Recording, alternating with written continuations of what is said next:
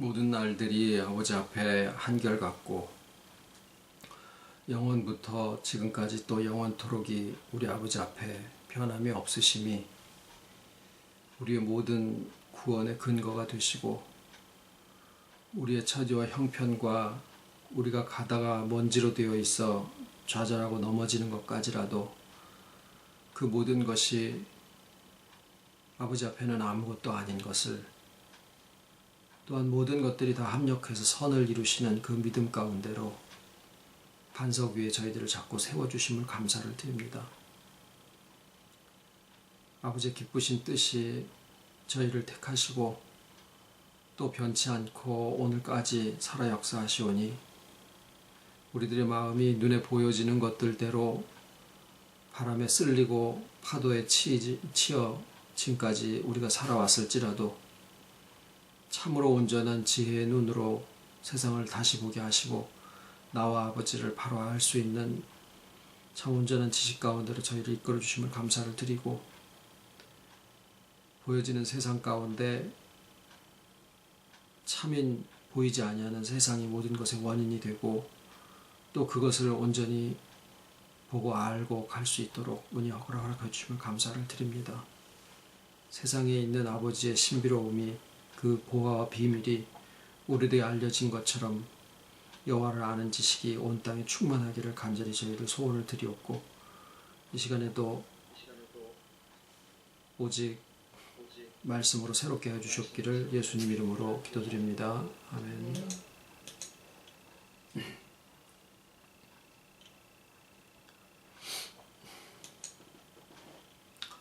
하나님의 말씀 사도행전 9장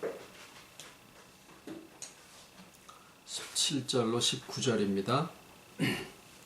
아나니아가 떠나 그 집에 들어가서 그에게 안수하여 가로되, 형제 사울아, 주 곧 내가 오는 길에서 나타나시던 예수께서 나를 보내어 너로 다시 보게 하시고 성령으로 충만하게 하신다 하니, 즉시 바울의 눈에서 비늘 같은 것이 벗어져 다시 보게 된지라. 일어나 세례를 받고 음식을 먹음에 강건하여지니라. 요한복음 7장 37절로 39절까지의 말씀. 명절 끝날 곧 큰 날에 예수께서 서서 외쳐 가라사대, 누구든지 목마르거든 내게로 와서 마시라. 나를 믿는 자는 성경의 이름과 같이 그 배에서 생수의 강이 흘러나리라 하시니, 이는 그를 믿는 자의 받을 성령을 가리켜 말씀하신 것이라. 예수께서 아직 영광을 받지 못하신 고로 성령이 아직 저희에게 계시지 아니하시더라.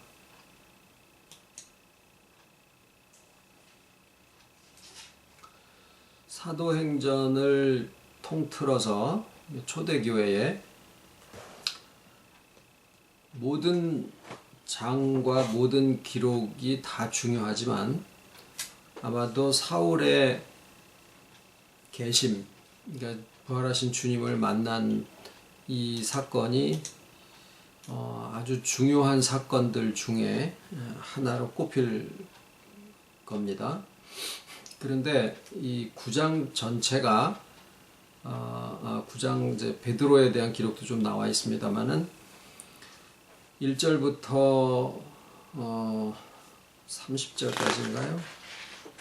30절까지의 말씀에 사울이 이제 다메섹 도상에서 부활하신 주님을 만나고 사흘 동안 눈이 멀어서 아무것도 보지 못하고 있다가 아나니아라는 선지자가 가서 안수할 때 눈에 비늘이 떨어지고 그걸 다시 보게 되었더라.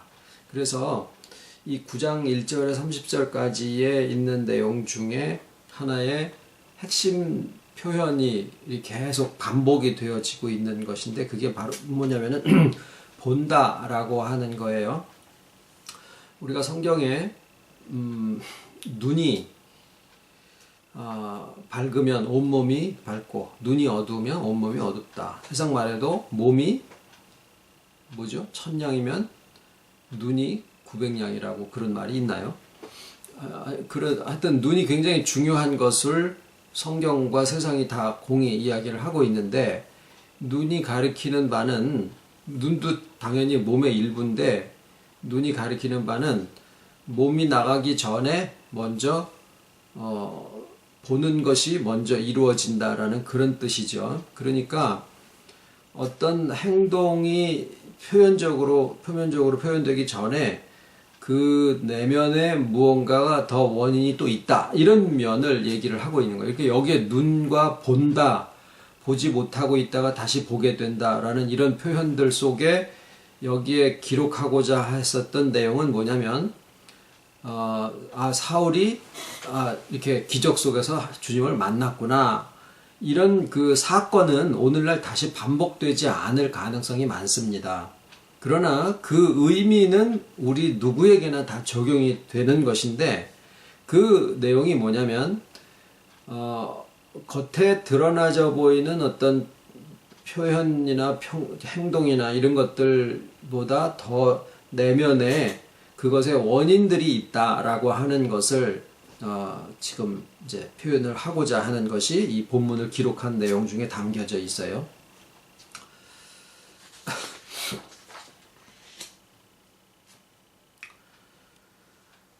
오늘 이제 저희가 같이 나누시려는 말씀은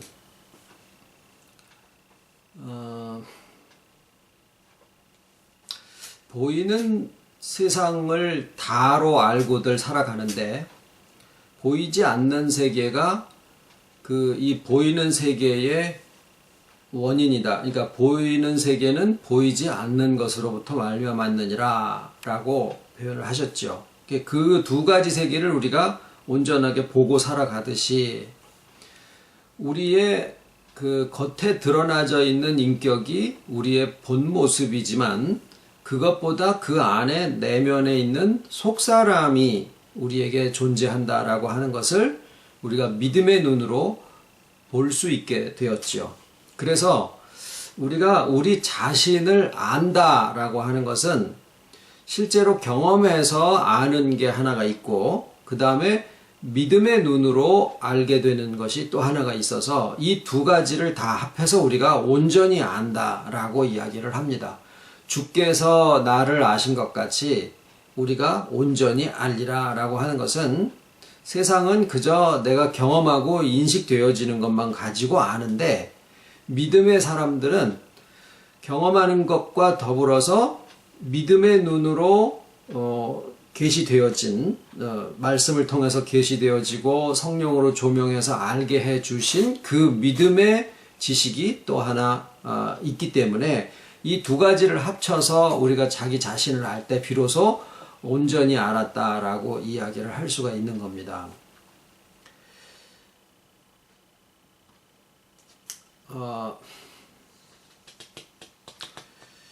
영혼이 영이라 또는 영혼이라, 우리가 평생 살면서 영이나 영혼을 한 번도 경험해 보거나 또는 인식할 수 있는 내용이 아닌데, 성경은 사람이 영혼이라는 것을 가지고 있어서 그것이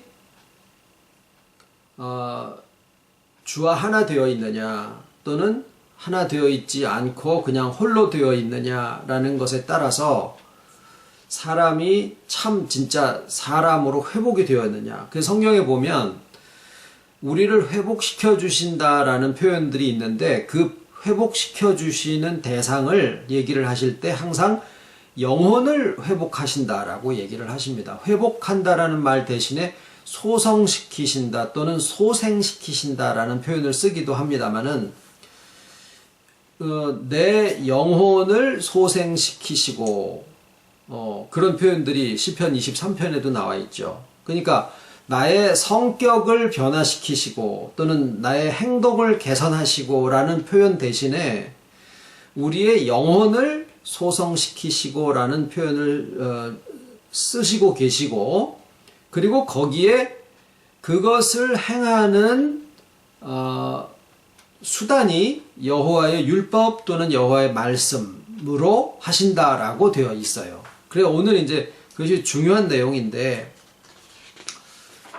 사람이 주와 하나가 되어 있으면 그 상태가 낙원인데, 왜냐하면은 영혼은 주와 하나 되어 있음으로써 이미 우리가 살고 있는 세상의 이런 시간의 흐름 속에 있는 존재가 아니라 하나님과 같은 세계 속에 존재하는 그러한 나의 부분이에요. 나의 속사람의 부분이에요.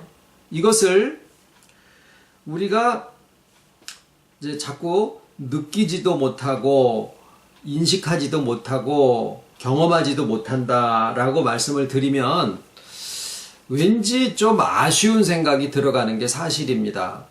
우리가 나를 좀 정확하게 알았으면 좋겠거든요.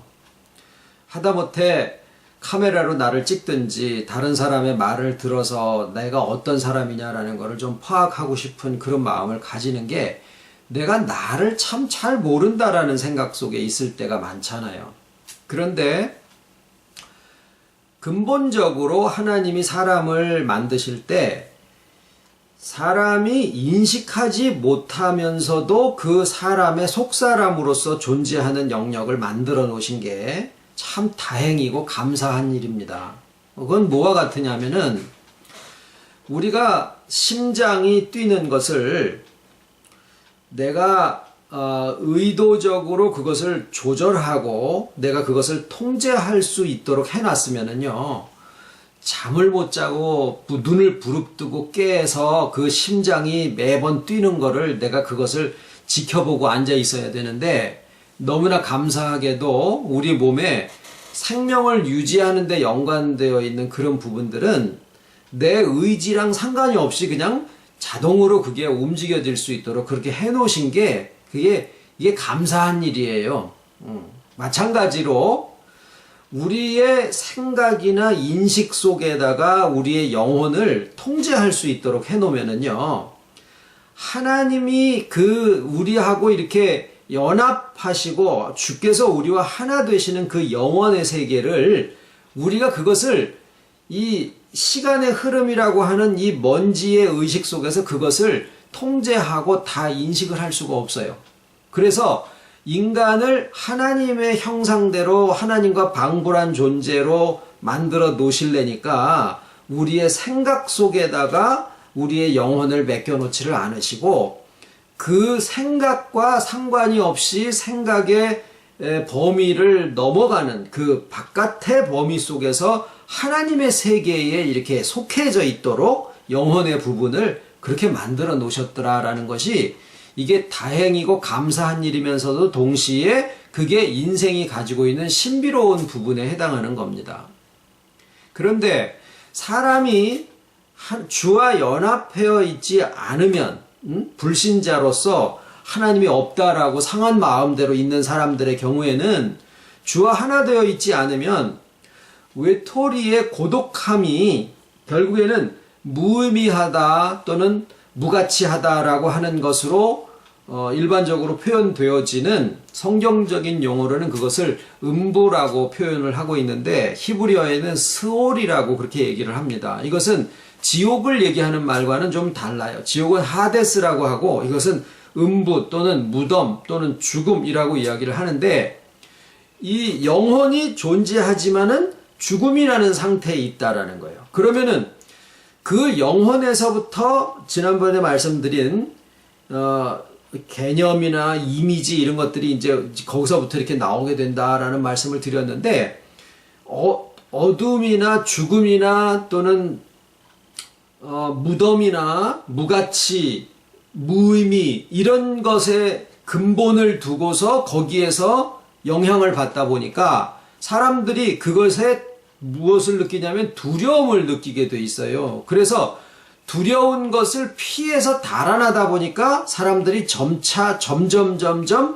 껍데기 쪽으로 향할 수밖에 없게 되어 있는 거예요. 그래서 지배하고 또는 소유하고 겉에 드러나져 보이는 것으로 그게 자기의 실체인 것으로 삼고 자기를 점점 두꺼운 어떤 껍데기로 둘러싸고 있는 것으로 스스로 내가 존재하고 있다라는 생각을 갖도록 그렇게 점점 만들어져 가는 결과가 맺어질 수밖에 없는 거죠. 자, 주와 하나 된 영혼에게서는 회복된 그 영혼 말이죠. 회복된 영혼은 즉시 하나님이 하신 그 창조의 역사를 이어받아서 그 작업을 계속해 나가게 됩니다. 그런데 이제 그 주와 하나 된 그 세계를 어린 양의 보좌라고 요한계시록 22장에 말씀을 하시고, 그 다음에 그 어린 양의 보좌로부터 생수의 강이 흘러내리는데, 거기에 있는 생명나무들이 잎사귀를 만국을 소성하기 위하여 준비되었더라, 이렇게 표현을 하고 있어요. 그래서 이것을 강물로 표현을 하고 있더라라는 사실에 우리가 좀 오늘 말씀에 주목을 해 봐야 됩니다. 이 생수의 강물이 어떤 근원에서 출발을 해서 이렇게 온 세상에 흘러내려간다라고 하는 이러한 표현 양식은 성경 전체를 관통하고 있는 아주 중요한 그 주제 중에 하나입니다. 지금 요한계시록을 말씀을 드렸는데, 에덴 동산에서도 그 동산 중앙에서 발원한 강이 에덴 동산을 적시고 거기서 네 강의 근원이 돼서 흘러내려간다, 이렇게 되어 있고요. 그리고 에스겔서에도 보면은 성전에서부터 물이 점점 차올라서 온 세상을 또 흘러내려가는 것으로 말씀을 하고 계시고, 요한복음 4장에 사마리아 여자와 예수님이 대화를 하실 때도 내가 주는 물을 먹는 자는 그 속에서 생수가 강같이 흘러나오리라 라는 표현을 쓰고 계십니다. 지금 좀 전에 우리가 같이 읽으신 요한복음 7장에서도 나를 믿는 자는 성경의 이름과 같이 그 배에서 생수의 강이 흘러나리라, 이렇게 되어 있어요. 여기에 이 배는 이 밥 먹는 배를 가리키신 게 아니고 우리의 인격의 가장 내밀하고 깊은 곳을 이렇게 그 배로 번역을 한 것 뿐이에요. 영어로는 innermost being이라는 말씀 몇 번 드린 적이 있습니다. 그래서 이 강으로 표현을 하고 있는데 여기에 이 강을 성령으로 요한복음 7장에는 말씀을 하고 계시더라라는 겁니다.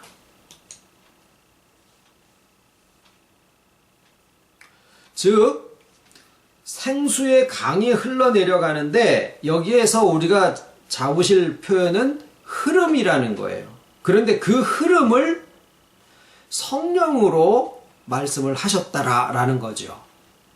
그 얘기는 성령이 하나의 흐름을 형성한다라는 의미를 말씀을 하신 것인데, 시작은 어린 양의 보좌, 요한계시록에 있는 말씀으로는 어린 양의 보좌, 요한복음 7장의 말씀으로는 배에서 우리의 인격의 가장 내밀한 innermost being이라고 하는 거기에서, 에덴 동산에서는 동산 중앙에서, 에스겔에서는 성전에서, 이렇게 표현을 하시는 그 곳들은 어떤 상징이든지 어떤 표현이든지 역사든지 그걸 떠나서 오늘날의 우리의 인격으로 보면은 우리의 인격의 가장 깊은 곳에 나의 생각이나 경험이나 인식이 미치지도 못하는 하나님의 통제와 하나님에게 속해 있는 그 세계 속에, 거기에 주께서 함께 하시는 그 세계가 거기에서 이루어지는데, 자, 이제 오늘 드릴 말씀은 거기에서부터 생수가 흘러나오는데, 그 흘러나오는 그 생수를 성령으로 표현하셨더라라는 거예요. 그런데 사도행전 1장에 너희가 권능을 받고 그 다음에 예루살렘과 온 유대와 사마리아와 땅끝까지 이르러 내 증인이 되리라 라는 말씀도 내나 같은 맥락에서 표현을 하고 있습니다. 깊은 곳에서부터 시작한 것들이 점점 바깥으로 퍼져나간다라는 그런 내용입니다. 형태가 똑같아요. 자, 그러면 우리의 인격 중에 가장 내밀한 곳에서 주와 하나됨이 이루어졌고, 주께서 나와 함께 하시고 내가 주와 함께 한다라고 하는 그 세계가 이루어졌는데, 주권적인 은혜로 나의 생각은 그것을 미처 인식하지 못하는 상황 속에서 이미 되어졌더라라는 거예요. 그래서 빛이 어두움에 빛이 돼 어두움이 깨닫지 못하더라라고 표현하신 그 시기가 있다라는 것인데, 이 흘러내려가는 그 생수의 강이 또는 성령의 흐름이 흘러내려가는데 어디로 가느냐? 우리의 인격의 가장 내밀한 곳에서부터 시작한 것이 그 다음에 뭐예요? 개념을 바꾸고 우리의 성품의 그 밑에 생각의 기저를 이루고 있는 우리의 개념을 바꾸고, 우리가 골로새서 3장에 나온 4장에 나오는 것처럼 지식에까지 새롭게 함을 입었느니라 라고 하는 것은 우리가 가지고 있는 성경 몇 절 이것을 얘기하는 게 아니고, 우리가 가지고 있는 나의 인식 체계의 기본이 되어 있는 그 기본이 되어 있는 개념 부분에서부터 이게 인식이 바뀌어진다라는 거예요. 그 사람이 세상을 어떻게 보느냐, 자기 자신에 대해서 어떻게 생각하느냐, 하나님에 대한 관이 어떠냐, 우주관이 어떠냐, 역사관이 어떠냐, 이런 부분들이요. 그런 것들에서부터 이게 바뀌어진다라는 거죠. 그러니까 우리가 변화한다라고 하는 것은 나의 생각의 관 자체가 바뀌어진다라는 얘기를 성경이 하고 있다라는 겁니다. 그래서 거기에서부터 시작된 것이 생각을 통해서 어떤 의지와 감정으로 나타나게 되고, 그것이 행위로 표현이 돼서 결국은 관계와 나중에 모든 환경에까지 나의 생활에, 나의 삶의 가장 바깥의 부분까지 그 모든 어떤 회복과 변화의 흐름이 점점 바깥에까지 그게 표현되어져서 나타나진다라는 거예요. 그러면 이 모든 회복의 흐름을 생수의 강물이 흘러간다라고 그렇게 표현을 하고 있고, 요한복음 7장에 딱 그것을 설명하시기를 이것을 성령이다라고 표현을 하셨다라는 거예요. 자, 여기서 우리가 자꾸 신비주의적인 해석으로 빠져 들어가고 있는 오늘날 한국 교회의 이 성령관, 이 부분에 대한 것을 우리가 좀 제대로 자리를 잡으실 필요가 있는 것은, 성령이 자꾸 기도하면은 뭔가 이렇게 위에서부터 뭐가 이렇게 슉 내려오는 거라고 생각을 하고 있는 것이 일반적인 이해로 되어 있기 때문에, 대다수가 그런 것들은 감정과 어떤 외부적인 어떤 체험, 이런 것들에 의존을 많이 하게 되는데, 그것은 조금 이따 이제 다시 설명을 드리고요. 성경이 말씀하고 있는 바는 회복의 흐름을, 생수의 흐름, 만국을 소성하게 하시는 생수의 흐름을 성령이라고 표현을 하셨는데, 그 성령의 시작이 우리의 인격의 가장 내밀한 주와 하나 되어 있는 거기에서부터 출발해서 우리의 겉사람의 영역으로까지 그 회복의 역사가 점점 이렇게 발현되어져서 나오는 그 역사를 성령의 역사로 표현을 하고 계시더라라는 거예요. 그러니까 주와 동행한다라고 하는 내용이 지금 우리가 다루고 있는 말씀의 주제인데, 성부 하나님과 성자 예수님과 성령님의 역사가 어느 영역에 함께 하시느냐, 어느 부분에서 우리와 동행하시느냐, 만일 우리의 내밀한 곳에 연합한 주와 하나 되어 있는 거기에만 계시고, 나의 생각이나 나의 감정이나 또는 나의 행동하는 데 있어서는 주님이 아무런 동행이나 임재하심이 없고 나 혼자서 모든 것을 다 하게 하신다라 그러면은 주의 임재하심이 굉장히 부분적이다라고 우리가 이해될 수밖에 없는데, 지금 성경적으로 증거되어 있기를 어린 양의 보좌에서부터 흘러내려온 생수의 강이 곧 성령이신데, 그 성령의 흐름이 나의 인격에 속사람에서부터 겉사람으로 이어지는 이 모든 우리의 인격의 전 활동을, 전 인격적인 모든 부분에 성령의 역사가 다 함께 하신다라고 설명을 하고 있다라는 거예요.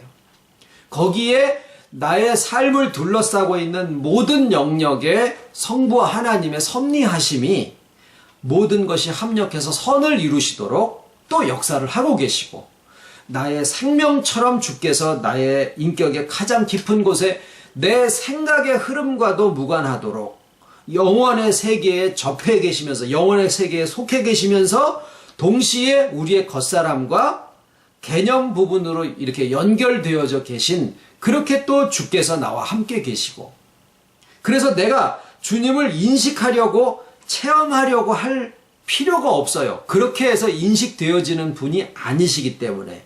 그러나 나의 의식의 모든 활동이 다 진행이 돼 나가고 있을 때 매 순간 매 움직임에 성령의 역사가 거기에 우리를 돕고 계신다라는 거예요.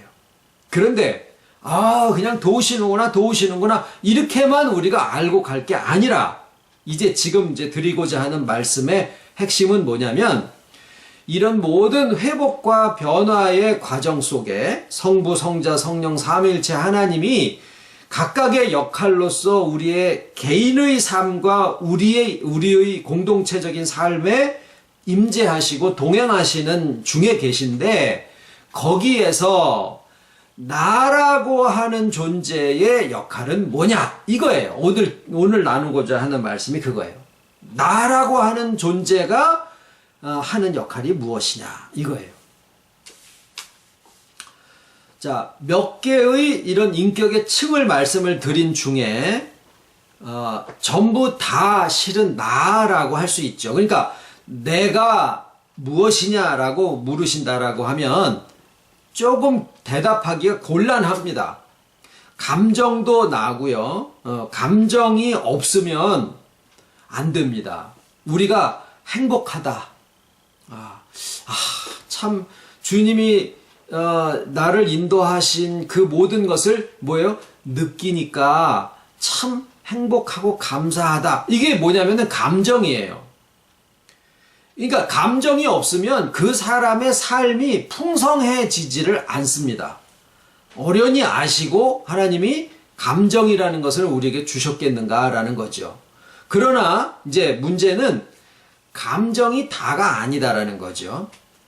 그 감정을 움직이고 의지를 움직이고 결정을 하게 만드는, 선택을 하게 만드는 그 내면에 끊임없이 강물이 흘러가는 거니까, 성령의 강물도 흘러가지만 내가 태어났다라고 하는 태어났다라고 하는 그 순간에서부터 죽는다라고 하는 그 모든 순간에, 내가 잠자고 있는 순간에라도 우리에게 있어서 끊임없이 돌아가고 있는 어떤 의식의 활동, 이것을 생각이라고 하잖아요. 어떤 의지나 감정보다 더 내면에 있고 개념의 틀 위에서 움직이고 있는 이 생각이라고 하는 것이 있는데, 이 생각도 나고 감정도 나고 결정하고 선택하는 의지도 나고 행동을 하는 것도 나고, 그게 다 나거든요. 그러면은 이 모든 인격의 층을 망라해서 말씀을 드릴 때 그 중에서 가장 그래도 주체적인 내가 무엇이냐, 이 손가락도 나고 코도 나고 눈도 나고 귀도 나고 다 나지만, 그래도 손이 잘라지고 뭐 다 없어도 나는 여전히 남아있다라고 할 때, 신체적으로 봐도 가장 나의 본질과 가까이 있는 것이 무엇이냐라고 하면 머리거든요. 물론 심장이나 이런 것도 있어야 되지만 심장만 띄워놓고 이걸 나라고 하지는 않는데, 머리가 나라고 하는 부분에 가장 근접해 있다라는 것이 의학자들의 공통된 의견인데, 이 인격의 여러 층을 놓고 얘기를 할 때 그 중에 가장 나라고 얘기를 할 수 있는 것에 근접해 있는 게 뭐냐면 생각이에요. 그러니까 나의 본질이 무엇이냐, 그것은 얘기가 좀 달라요. 영혼이라고 할 수도 있는 거고 그렇거든요. 근데 내가 생각하는 나라고 하는 의식에 가장 가까이 있는 것이 누구냐? 생각이에요.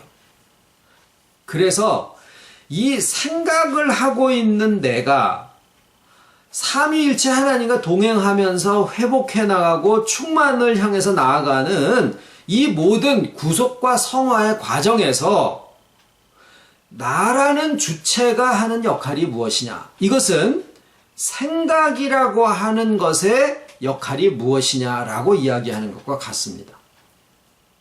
이것이 이제 우리가 궁금한 부분이에요. 나는 뭘 하느냐? 생각은 뭘 하느냐? 동행이라는 것은 분명히 역할이 있다라는 것을 내포하고 있습니다. 하나님의 주권과 은혜에게서 모든 것이 된다라고 해서 내가 아무것도 안 하는 것은 결코 아니다라는 거예요. 그거는 진짜 치우쳐서 포스트 칼비니즘이나 이런 쪽으로 아주 그냥 무기력해져 버리는 쪽으로 가버리는 운명론자로 빠지는 것이고, 분명한 것은 동행이라는 것은 나라고 하는 것 주체의 역할이 있는데 그 나를 인격의 여러 층으로 볼 때는 생각인데, 이 생각이 하는 것이 무엇이냐? 생각이 하는 게 제일 중요하다라는 얘기를 드린 것이지, 나의 선택과 행동이 불필요하거나 의미 없다라는 얘기를 하는 것은 절대 아닙니다. 다 생각을 통해서 의지나 감정이나 행동이나 관계나 이런 것들이 다 나타나게 되어 있으니까 일단은 주체적으로 나의 생각이다라는 거죠.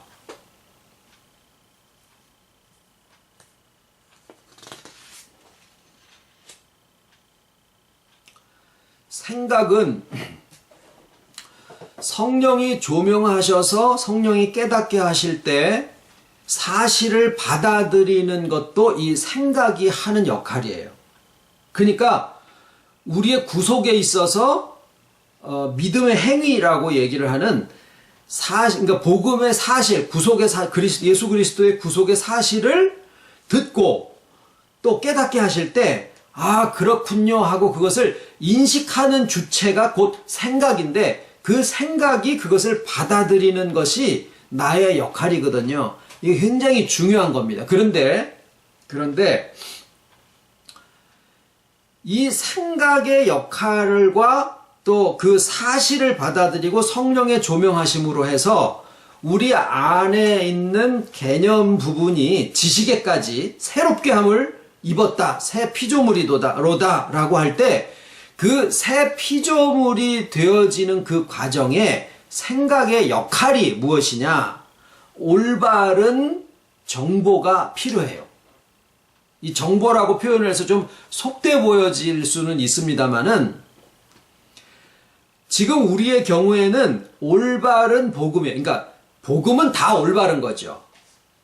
예, 그릇돼 있을 때는 그건 복음이라고 할 수가 없는 거지만, 하도 다 그릇된 것들도 다 복음이라는 말들을 쓰고 나오기 때문에 저도 모르게 올바른 복음이라는 표현을 쓰게 됐습니다만은, 올바른 가르침, 즉 복음을 통해서 나의 생각이 그것을 받아들이게 될 때 내 안에 있는 개념들이 바뀝니다. 어떤 것들이냐면 하나님에 대한 이미지, 이런 것들이에요. 예수님을 생각할 때 예수님이 십자가에 달리신 모습으로 스스로를 형상화해서 우리에게 그것을 시각적으로 확 심어주신 거예요. 그러니까 이런 면에서 볼 때 굉장히 하나의 방법적인 면에서도 아주 강력한 방법을 예수님이 사용을 하셨다. 비유 같은 것들도 마찬가지고 예수님 가르침도 그러신데, 우리가 하나님 그럴 때 가끔 이렇게 좀 우스꽝스럽게, 아, 하나님이 계시는 하늘은 우리의 눈높이 하늘이야, 하나님은 괜찮아 하나님이야, 이런 좀 약간 우스꽝스러운 표현을 쓸 때, 아유 뭐 그게 좀 고상하지도 않고, 그래도 그런 것들이 마음에 이렇게 확 박힙니다. 이거는 논리보다도 훨씬 강하게 사진을 이렇게 인화하듯이 우리의 마음에 이미지가 확 심긴다라는 거예요. 그런데 그런 것을 생각이 그것을 자꾸 이렇게 생각을 하고 사고를 함으로써, 아, 그렇구나라고 이해가 되어지죠. 그게 논리인데, 그렇게 되면서 자기 것으로 받아들이는 과정이 이루어지게 됩니다. 이것을 사고 또는 생각한다라고 하는데 저희가 책을 읽어야 되고 성경을 보셔야 되고 설교를 들어야 되고 대화를 하셔야 되고 경험을 하셔야 되고 다 하지만 그 중에서 제일 유익한 게 뭐냐면요. 생각을 하시는 겁니다. 저는 저한테 주신 사역이 너무나 감사한 것은 뭐냐면요. 일주일에 2번을 말씀을 놓고 그 말씀을 놓고 치열하게 생각을 할 수 있는 역할을 주신 것이 너무나 감사해요. 그래서 여러 가지를 하시지만 자, 이 말씀을 이렇게 드리고 난 다음에 그것을 다시 들어보시는 것도 좋거든요. 책임질을 하시니까. 그런데 텔레비전이 지나가는 거나 또는 틀어놓고 그냥 이렇게 슉 지나가면서 듣는 것은 나의 의지적으로가 아니라 그냥 무의식적으로 그게 들리거든요. 그러면서 나의 마음에 그것을 동의하기도 하고 또는 어떤 것은 생각이 되기도 하는데 말씀 그 자체를 놔두고 마음속에서 생각을 계속 그것을 놓고 묵상이라고, 이거 관상기도하고는 전혀 다릅니다. 관상기도는 그거는 무신론자에서부터 시작되어서 나온 것인데 아무런 생각을 안 하는 거예요. 그러니까 멍하게 멍 때리는 그런 훈련을 해서 그게 자꾸 잡생각들이 들어오니까 그 잡생각을 몰아내기 위해서 몸을 비비 꽈요. 그걸 뭐라 그래요? 요가라고 하죠. 그래서 그 몸 비비 꼬는 동작을 하고 있는 동안에는 거기에 몰입을 해가지고 아무 생각을 할 수 없게 머리를 비우는 작업을 하는 거예요. 그래서 뭐냐면 멍 때리려고. 이게 교회에 들어와서 관상기도라는 이름으로 굉장히 사람들한테 퍼져나가고 있습니다. 그냥 아무것도 하지 말고 구하지도 말고 가만히 있어서 하나님의 음성을 들어라 이런 거예요. 그거 사탄이 불러오는 거예요. 우리는 말씀을 근거로 해서 그것을 생각하고 사고하자라는 거예요. 사단이가 인간에게 하나님이 주신 나라고 하는 주체인데 이게 나의 주체예요. 나라는 주체를 생각을 하지 못하게 자꾸 만드는 거예요. 그래서 세상 사람들도 텔레비전 켜놓으면 내가 생각을 안 해도 되잖아요.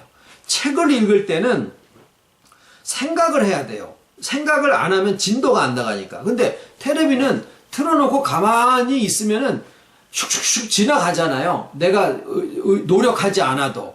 그러면서 사고하는 기능이 점점 줄어들어요. 그래서 성경에 뭐라고 그러시냐면 예수를 생각해라. 왜 그런지 아십니까? 예수가 성경 전체이기 때문에 그래요. 예수를 생각하는 것이 우리에게서 많아질수록 하나님에 대한 지식이 회복이 되어지고 덩달아서 나를 아는 것이 점점 더 풍요로워져요.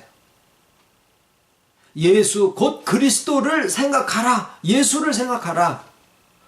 오늘 드리고자 하는 말씀은 뭐냐면 우리의 변화의 과정에서 우리가 회복의 과정과 충만의 과정과 성화의 과정을 성령의 생수의 강물이 흘러내려가는 이 모든 흐름에 있어서 우리가 하시옵소서 하고 가만히 있는 게 아니고 뭔가 우리가 주체가 되어져서 동행의 그 역사에 우리가 적극적으로 동참을 하는데 무엇을 할 것이냐?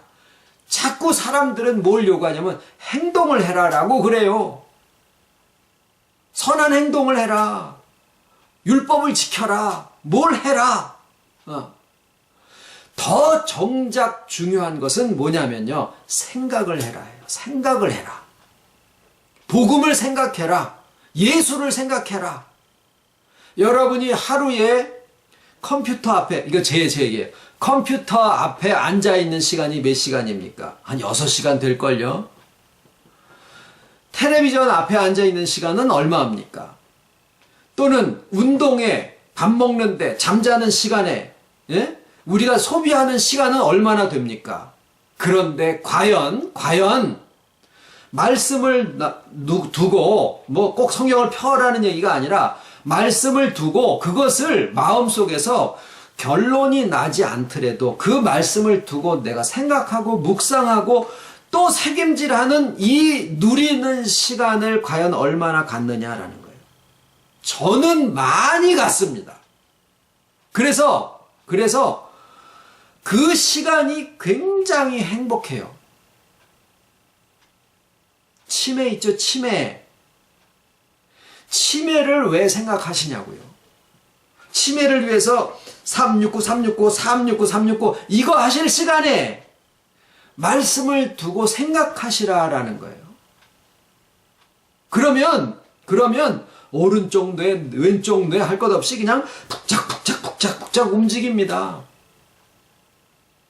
하루에 2시간, 3시간 운동하고 땀 빼는 데 있는 그 시간은 슉슉슉슉 보내는데 말씀을 놓고 묵상하는 그런 시간을 우리가 많이 뺏기고 있어요. 얼마나 많이 뺏기는지 몰라요. 그래서 우리가 오늘 나누고자 하는 말씀은 뭐냐면요. 사고하라. 생각하라. 그런데 무엇을 통해서냐? 올바른 가르침을 통해서요. 저는 지금 우리가 나누는 말씀을 제가 어떻게 했다라는 생각을 결코 하지 않습니다. 우리가 지금까지 쭉 같이 이끌림을 받아서 온 거예요. 암탉이 닭을 하루에 하나나 2개밖에 더 낳습니까? 그런 식으로 끊임없이 우리의 마음속에서 나오는 여러 가지 생각과 도전과 이런 것들을 통해서 계속 우리를 이끌어 오셨다라는 생각을 합니다. 그러면서 그것을 생각할 수 있는, 사고할 수 있는, 묵상할 수 있는 그런 시간과 여건과 기회를 많이 주셨다는 거예요. 요새는 젊은 사람들은 시간 나면은 뭐 하는 줄 아십니까? 스마트폰 봐요. 시간 나면. 네. 그냥 전철간이든 어디든 그냥 시간 나면은 스마트폰을 봐요. 그 뭘 보나 하고 보면은 아무것도 보는 게 없어요. 그냥 돌려요, 그냥. 괜히 카톡도 보고, 괜히 문자도 보고, 괜히 그 포털 사이트 봐야 쓸데도 없는 그런 거 계속 보고 그래요. 그런데 우리가 그 시간 짬짬이든지 있을 때 나의 마음속에 어떤 말씀을 넣고 묵상하고 사고하고 그러는 동안에 얼마나 나의 인격이 풍요로워지는가 하는 이것을 경험을 해 보시자라는 거예요. 어떤 다른 것들을 하는 게 중요하지 않다라는 얘기가 아니에요. 감정 얘기를 해보시면 감정이 있어야 풍요로워집니다. 풍성해집니다. 감사함도 감정이에요. 그런데 뭐가 바뀌면 이 감정이 돌변해서 사람들을 해치는 감정이 있잖아요. 막 혈기, 투기, 시기, 질투 뭐 이런 것들. 왜 그런 쪽으로 바뀌어지느냐 하면은 감정이 주체인 줄 알아서 그래요. 감정은 결과입니다. 그러니까 감정으로 해서 뭐가 생겨진 것을 자꾸 그 바깥에서 다툼을 끊으려고 그래요. 다툼이 왜 생깁니까? 감정에서부터 이미 똥을 쌌기 때문에 그래요. 그걸 배설을 해야지 생겨난 그 나쁜 감정을 그냥 싸질머지고 있으면 싸우지 마라, 화내지 마라 이러면 그 안에서 터져버려요. 복막용 걸려. 그러니까 감정이 생겨질 때 그것을 막으려고 하는 게 아니라 감정이 하나의 결과다라는 것을 이해하면 돼요. 감정이 생겨지기 전에 그 전에 생각에서부터 이게 이해가 되어지면은 이게 나쁜 감정으로 안 가는데 중독이 왜 걸리느냐? 감정이 좋아지면은 그게 달콤하거든요. 설탕처럼. 그러면은 그 달콤한 감정을 계속 유지하고 싶어가지고 거기에 집착하게 돼요. 그렇게 되면은 감정이 주인이 되어버리면은 그게 돌변해서 이게 나쁜 감정으로 바뀝니다. 모든 중독이 이루어져 진행되는 과정이 다 그렇게 되어 있어요. 감정이 주인 자리에 가 있어요. 감정은 종입니다. 행복이나 감정이나 기분 좋은 것이나 감사한 것은 다 종속적으로 따라와야지 되는 거지 그게 주체가 되어져서는 안 됩니다. 그게 언제 가능해지느냐? 생각하는 힘을 회복했을 때 되는 거예요. 사고를 하셔야 돼요. 생각을 하시고 묵상을 하셔야 됩니다. 올바른 가르침 속에서 올바른 복음의 정보를 통해서 내가 사고를 할 때 우리의 개념이 바뀌고 거기에 감정과 의지가 자연스럽게 따라오게 되면 행동이 바뀌어요. 그때 가서 비로소 바뀌게 돼요. 변화는 그렇게 순서적으로 되어집니다. 그래서 우리에게 있는 제일 중요한 것은 주와 하나됨이고 거기서 출발한 성령의 흐름이 우리의 온 인격을 통해서 흘러내려갈 때 거기에 동참하는 가장 주체가 누구다? 생각하는 힘이다라는 거예요. 사고력. 올바른 가르침 속에서 올바른 사고를 할 때 지식에까지 새롭게 함을 입게 되고 거기에서 감정이 우리를 쫓아오게 됩니다. 의지도 마찬가지입니다. 그러면서 우리의 삶이 주의 성화를 점점 충만한 데까지 이루어가게 됩니다. 기도드리겠습니다.